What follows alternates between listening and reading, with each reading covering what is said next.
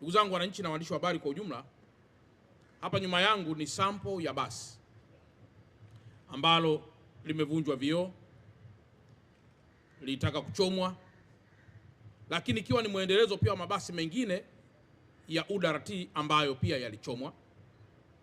Na kwa sasa serikali inaendelea na tathmini kuhusiana na kiwango hicho cha uharibifu wa miundombinu ya serikali, miundombinu ya watu binafsi, lakini pamoja pia na wale wengine ambao wamepata madhara katika maisha na katika mambo mengineyo. Ni wajibu sasa sote tuweke hasira zetu kando, tujenge taifa letu. Leo tuko kwenye hii barabara ya Mbagala, lakini kuna barabara ya BRT1, hii ni BRT2. Barabara ya BRT1 inayotoka Gerezani na kwenda mpaka kule Kimara. Vituo vingi vya mwendokasi vimeharibiwa. Lakini pia na barabara hii nayo vituo navyo vingi pia vimeharibiwa. Lakini nimeona namna ambavyo Watanzania wa Mbagala wanataabika kwa sasa. Na sisi kama wazazi, huweza hata siku moja ukasema sasa sirudishi tena miundombinu kwa sababu ya hiki kilichotokea.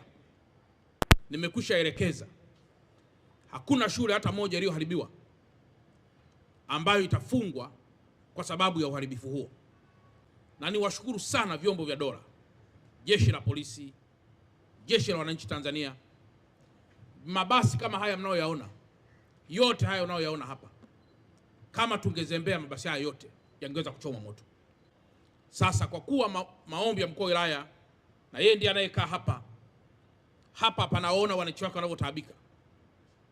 Leo ni tarehe 18 ya mwezi wa 11 2025, na waelekeza DART, na waelekeza UDART, na waelekeza TANESCO, taasisi zote za serikali zinazohusika kwa pamoja chini ya katibu tawala wa mkoa ndugu yangu Muhinte, wahakikishe tarehe 20 ya mwezi wa 11 2025 Alhamisi saa 2 asubuhi au hata kabla, mabasi yote yanaingia kwenye barabara kubeba wasafiri wa hii barabara ya Mbagala kuelekea mjini.